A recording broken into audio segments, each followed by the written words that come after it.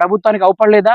ఇక్కడ దగ్గరలో ఉన్న ఏదైతే V6 మీడియాలు, HMTV మీడియాలు, మిగతా తదితర కాంగ్రెస్ పార్టీకి పనిచేస్తున్న కొన్ని మీడియాలు ఏవైతే ఉన్నాయో ఆ మీడియాలకు కాళేశ్వరం ప్రాజెక్ట్ చిన్న క్రాక్ అవపడితే పదే పదే 5 నెలలుగా చూపెట్టిన ఈ ప్రభుత్వము మరి ఇది వాళ్ళకు అవపడలేదా అనేది ఈ ప్రభుత్వాన్ని నేను ప్రశ్నిస్తా ఉన్నాను. అదే విధంగా ఇప్పుడు సీతక్క గారైతే అడవుల్లో గిరిజనులు బ్రతకాలంటే ఆకులు, అలుమలు, పండ్లు ఇవి తెంపుకొని బ్రతికే స్థాయిలో ఉన్నప్పుడు ఏ ప్రభుత్వం కూడా గత ఇందిరమ్మ కాలం నుంచి చూసుకుంటే, ఆ కాంగ్రెస్ పాలన చూసుకుంటే, బీఆర్ఎస్ పాలన చూసుకుంటే, బీఆర్ఎస్ పాలన అంతో కొంత ఈ వంతెన రావడం జరిగింది. ఇది బీఆర్ఎస్ ప్రభుత్వం హయాంలో ఉన్నప్పుడు ఇది జరిగింది.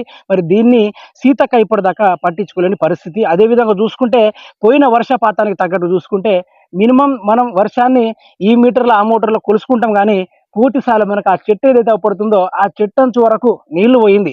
మరి ఇక్కడ అదే విధంగా చుట్టుపక్కల ఉన్న గ్రామాలు ఏవైతే ఉన్నాయో పూర్తి స్థాయిలో నేటమట్టం అయిపోవడం జరిగింది.